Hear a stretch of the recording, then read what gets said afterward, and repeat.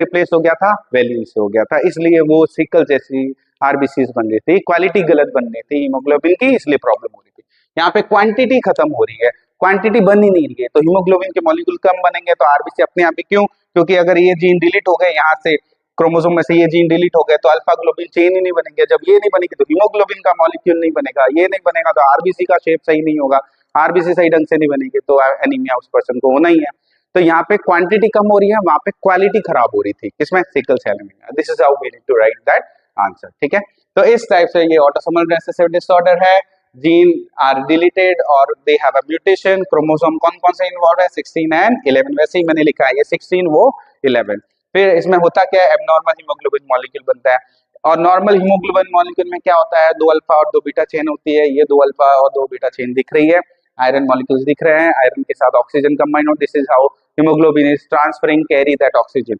Then if person is affected from the thalassemia, तो उस person को क्या हो जाएगा, उस पर्सन को क्या हो जाएगा, एनीमिया हो जाएगा, क्योंकि कम बन रहा है ना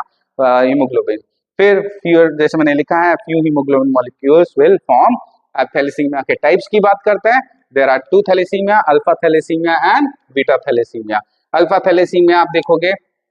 alpha thalassemia, it is a alpha globin chain is affected in this, chromosome number 16 is there, chromosome number 16 contain how many responsible genes, there are 2, hba1 hba2, if one of the gene is deleted और